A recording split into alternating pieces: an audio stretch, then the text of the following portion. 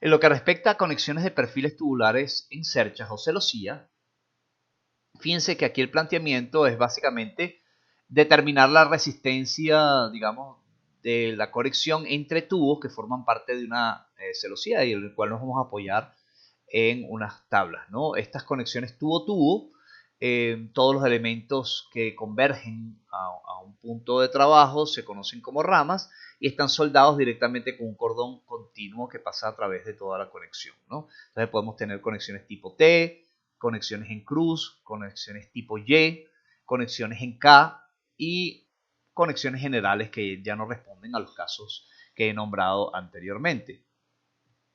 De igual forma, en el título K existen ya todas unas expresiones para saber cuál es la resistencia axial disponible cuando un elemento llega contra la pared de otro tubo, en este caso para secciones circulares. Hay diferentes casos, fíjense, cuando llega un elemento, cuando llegan dos elementos, hay una limitación de los ángulos que deben existir. Fíjense que en este caso mayor a 30 grados, de las relaciones ancho-espesor. Hay toda una serie de limitaciones para poder aplicar estas tablas. Estas limitaciones lo que indican es que nosotros debemos hacer un detallado o una interconexión de los elementos de esa celosía o de esa cercha para que cumplan con las limitaciones aplicadas en esta tabla y así poder aplicar los criterios establecidos aquí. Como ustedes pueden ver, entonces hay diferentes casos y con estos casos básicamente se determina la resistencia axial disponible de la conexión. Fíjense que independientemente de que cuando nosotros hagamos nuestros modelos, aparentemente la transferencia de cargas que recibe cada miembro en particular, el miembro cumple y resiste a las solicitaciones, el efecto local de la conectividad debe ser evaluado. Y se usan estas expresiones que van en función de los parámetros geométricos definidos como ángulos, espesor y digamos la calidad de los materiales. Aplicando entonces estas expresiones en cada una de las configuraciones de verificación general o de verificación particular a las presentadas en esta tabla, se calcula la resistencia axial disponible en la conexión.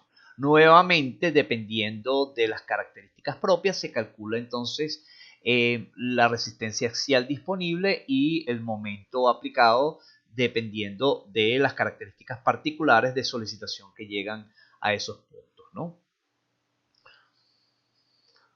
La tabla acá 2.2, fíjense que muestra otros casos diversos, pero ahora con tubulares rectangulares.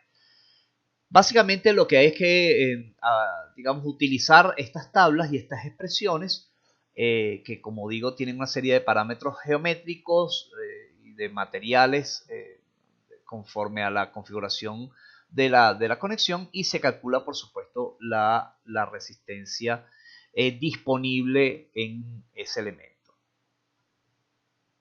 Por supuesto, al igual que lo que vimos anteriormente, existen unas limitaciones en general y en lo que respecta, digamos, a las acciones que están puntualmente ejerciendo sobre el perfil, debe hacerse la interacción de la carga axial y el momento y todos los parámetros, digamos, asociados a diferentes características de la configuración de los elementos. Fíjense que todos estos términos B sub B, H sub B que aparecen en estas expresiones provienen de los elementos de las secciones transversales que se están conectando. Así que vuelvo, insisto, simplemente aplicar estas expresiones a partir de la configuración y de la característica de conectividad que tengamos en la cercha o celosía.